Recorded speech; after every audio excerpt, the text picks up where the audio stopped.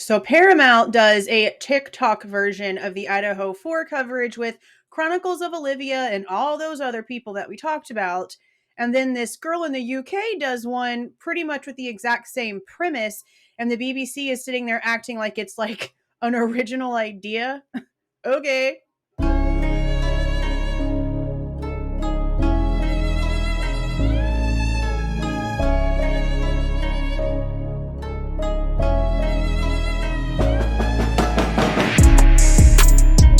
Hey guys, this is Jules with True Crime Reactions. Disclaimer. Everything stated in this video is my opinion and my opinion only. And just like everything else in these cases we discuss here on this channel, everything is alleged. So I was actually tagged on Twitter a couple of nights ago about me being in this thing. Now, I don't know if the Georgie person that messaged me on TikTok is in any affiliation with this Zara McDermott person who did this little documentary. But as you can see, I had somebody messaging me from London about my content that's on TikTok when it comes to the Idaho 4 case. I tried to message this person back several times. I even requested to follow this person back so that I could respond and it never let me. It constantly just gives me errors. So I never responded, which my response was going to be, no, I don't want any of my content used in anything that is considered mainstream, because I've said that 1,000 times and I'm a woman of my word. I'm not going to backtrack that just because somebody asks me about it. If you guys haven't seen it, I will have a link for it down in the description box, but it's already been up for a couple of days and doesn't have very many views. The channel that it's on, that's supposed to be like the official channel, has less than 100 subscribers. It's a very strange situation happening, so let me just go ahead and get started watching this thing. 1 hour later. Okay, so honestly, it's a really interesting concept, but she really kind of went about it like in certain ways the wrong way, in certain ways the right way. Like, it wasn't horribly put together. I understand like what her question is and what she claims that she's trying to understand and figure out, but she sort of did that like dirty switcheroo situation where she obviously contacted several people and acted friendly to their faces and then really kind of like stabbed them in the back. Honestly, I didn't recognize any of the TikTokers that she was showing in this. They didn't look like true crime channel TikTok people. They looked just like regular profiles. You know, like people that are just on TikTok that already do TikTok as a daily thing, you know, and they just got into talking about the case. And so whenever something happens in between their normal content, they do an Idaho video. You know what I mean? That's what it looked like. They didn't look like true crime influencers on TikTok like the Paramount one did. I didn't recognize any of them. Now on YouTube, besides the clip of mine that's in there for like 2.7 seconds, there's Christina Randall and Drip Drop and Rabbit and Annie Elise, JLR and Bullhorn Betty. Honestly, she could have rewritten this to be like a documentary about JLR and Bullhorn Betty, especially JLR, because I feel like maybe like a third of this entire thing, and it's only about an hour long, it's not that long, but about a third of it is her talking to or about JLR or something associated with something that JLR did or reported on. Yeah, it definitely was more like the JLR show. But then I also saw True Crime Rocket Science and Ick and Mel, T-Rev, Plunger. There might have been a couple others, but no one that I recognized. Now, honestly, this was the basic concept. She was really trying to understand the reason why we as humans feel the need to know and to know now. And honestly, in my opinion, and in my opinion only, okay, there's no true answers to this life. Okay, and this is more of like a topic that I like to talk about on my other channel, but there's no real answers to humans. Okay, what are the only actual constants that we know of? We're born, we have to breathe oxygen, we have to intake food and for energy. Okay, we have to stay hydrated by drinking liquids, not all liquids, but certain liquids. We have to sleep in order to like charge our batteries, and then eventually we die. Everything else, what you're supposed to eat, the way you're supposed to live that life, what's right and wrong, we majorly know that, but there's so many gray areas that people seem to have issues with, and that's pretty much been how it's been the entire time humans have existed. And then let's not even get into all of the different religious choices and they're all the right ones, right? There's really no true answers to anything. And so I think that same hunger to know which way should I turn, which path in the road should I take, which fork in the road am I supposed to be on, it goes into this same exact situation. It's the exact same concept. Whenever there's a subject that interests you, it's just like if you're meeting someone new for the first time, you're interested, you want to ask them questions, you want to get to know them, you want to spend time with them. And then whenever it's over, there's all these other opposite emotions, these 180 emotions, right? It's the same thing like whenever you're reading a book and you're so into the book that you can almost see the characters in your head and you can almost hear their voices whenever you're reading what they're speaking in quotes. And then if one of them dies, some of you cry, don't you? I know my daughter does.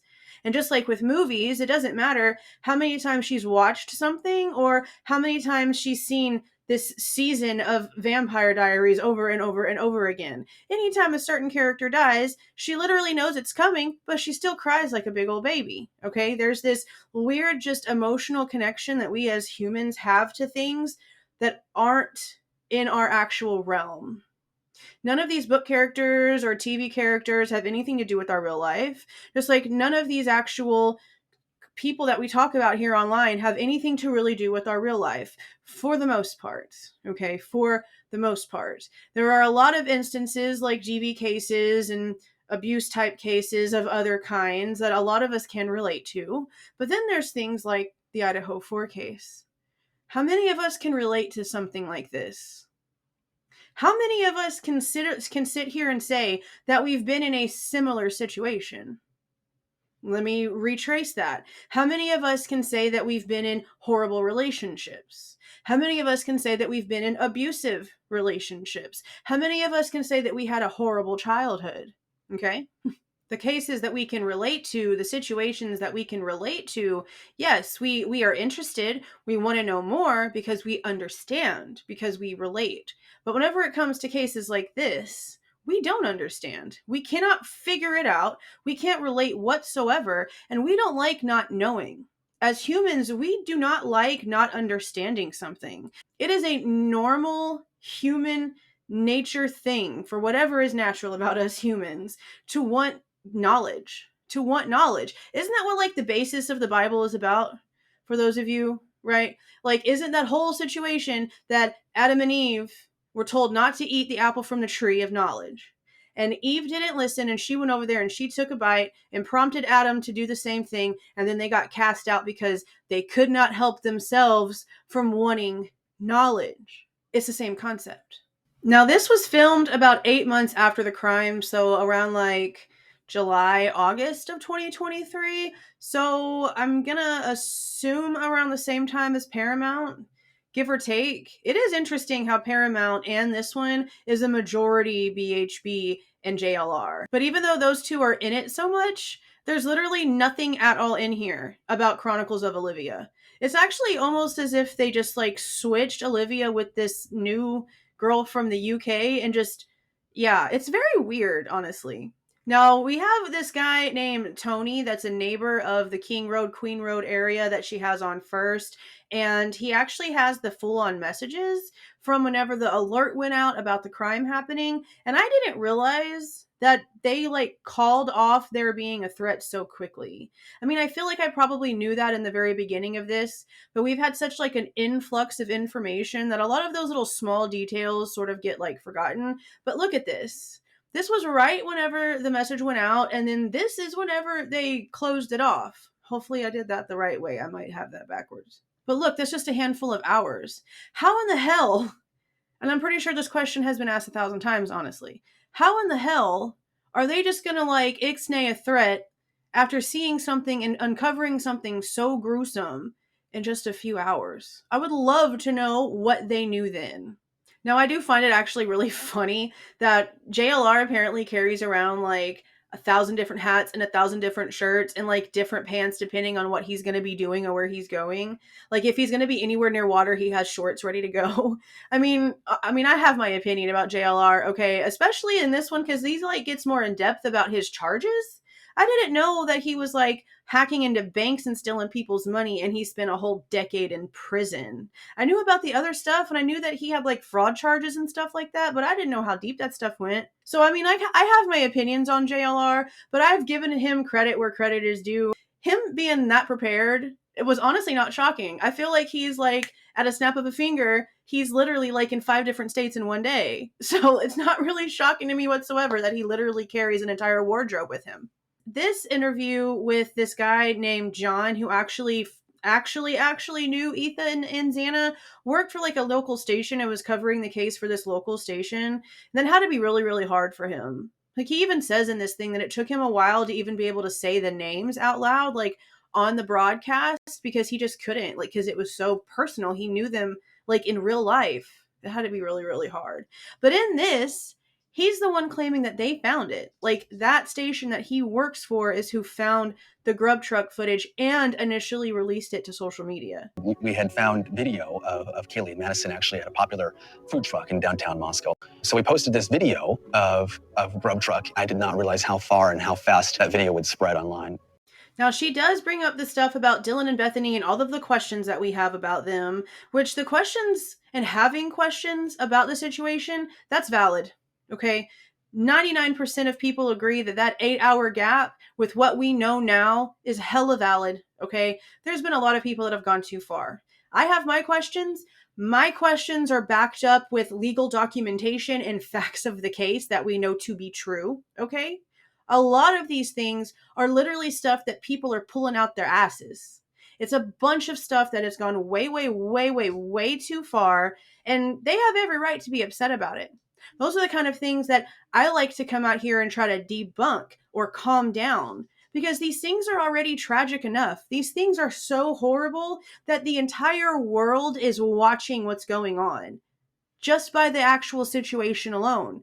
Never mind all the crazy stuff. These are just the people that watch mainstream media and have no idea what we're talking about here on the interwebs. The entire world is watching. It's tragic enough. All this extra stuff is not necessary. She talks about Hoodie Guy whenever the Grub truck stuff is mentioned. I honestly didn't know that his sister had to come out and give like a public plea for all of this to stop. Are you going to take this video down? It has nothing to do with my family. This video has pictures of our houses. It shows where we work and has our faces plastered. We have received threats and harassment. This is not a game of Clue. I never went down the Hoodie Guy situation. I talked about him, maybe like in passing, because we figured out who he was in the Grub truck video. But all of this stuff about him escaping to Africa and being the one that did this and did that, that was so... there's really just no words for how much... there's just no words. There's just no words for how ridiculous so much of this stuff went.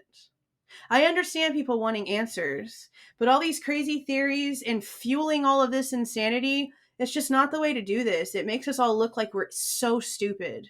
Now, she talks to the guy that actually worked the Grub truck that night, and he's mentioning how all of a sudden all these people were coming up to the Grub truck literally just to like take a picture in front of it or to like film in front of it.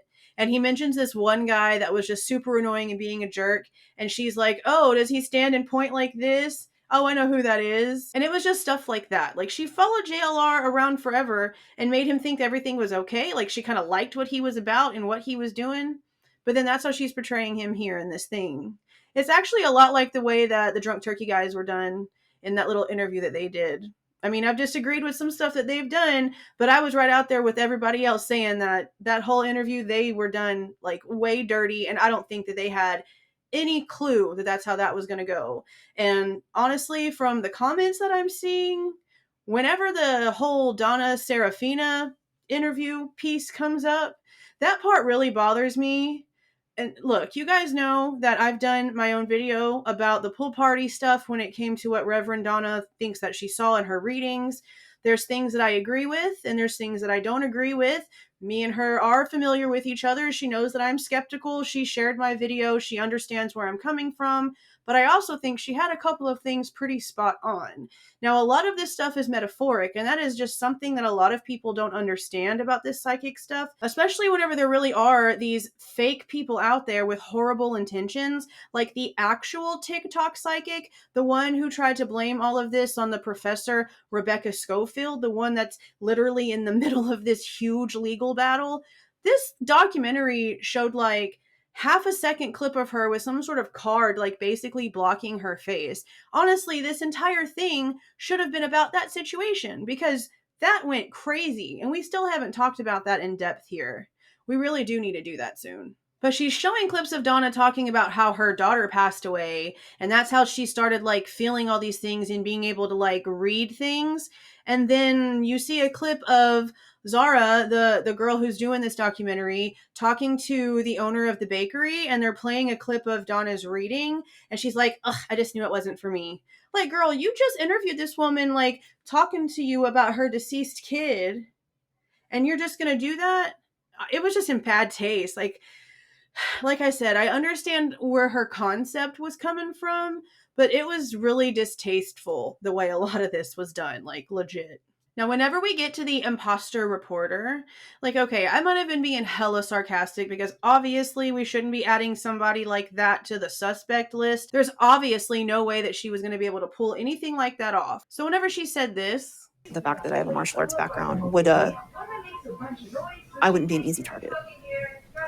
I honestly kind of chuckled, but I keep the rest of my statement. The way that she behaved was creepy. She admits that she lied about working for the paper, and she literally just followed suit because she got in there when she wasn't supposed to be in there, actually got called on, and she didn't know how to follow through with her plan. So she just followed what everybody else was doing, giving names and publications of where they were coming from, and just made something up. Because remember, the newspaper place that she was claiming that she worked for had to come out and be like, hey, bro, we don't know her. Okay. And then she also lied about knowing Kaylee and Maddie, lied about knowing them, stated that she knew them because she used to work at the university and she would see them and talk to them, and then had to admit that she ain't never met them once in her life. This woman's obsession with the case is a bit unhealthy. I understand that there's a whole lot of curiosity out there, okay? And as much as I feel invested in the whole Kylie Rodney case because it was my first case here on YouTube, and I really, really, really got into what was happening because she reminded me so much of my daughter, okay? But what's happening with Destiny is really unhealthy. And I really hope that maybe she sees this and maybe understands that. Not this, like, I mean, I don't care if she sees my video, hey girl, how you doing?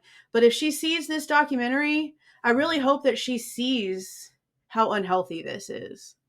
I mean, cover the cases if they're local to you, you know, be invested, be involved. But she's like emotionally breaking down and crying like she honestly lost somebody in her family. And I understand like being upset, like we mentioned earlier, okay, about like book characters and things that you get attached to, but that's like a one and done situation. And this is something that this woman is doing this whole time since this case started. It's not healthy, girl. That's pretty much it whenever it comes to like individual details.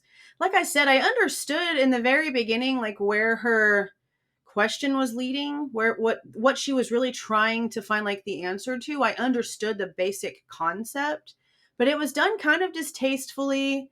She literally was like just a hypocrite, sort of. I mean, not sort of, she really is a hypocrite because she's, from what I'm understanding, and again, you guys can correct me if I'm wrong down in the comments, but whenever I was seeing all of this hubbub on Twitter about this documentary, people are saying that this girl was like some sort of reality TV show person, or she was like the girlfriend of some sort of reality TV show person. So, I mean, Kettle Black? I don't understand what was her whole concept towards the end there when she acted like we're out here exploiting the case. I understand where a whole lot of people might be exploiting this case, okay? And the people that are involved in wanting to know about this case, there's a lot of freaking bad apples out there. And there's a lot of them that easily just scam people into believing every little damn thing that they say. And sometimes you just have to let those people get sucked up into that, because there's nothing you can say that's going to save them. They're just going to continue going down that hole. And you know what? Save yourself. That's the best thing you can do. But her putting this documentary out online and it getting attention, I mean, what's the difference? She didn't do this documentary for free. She got paid for it. She didn't just pay out of pocket to go and travel to all these places to go hang out with JLR and Bullhorn Betty and Donna over there in Cali. Some production company paid for it. Somebody paid her to do this.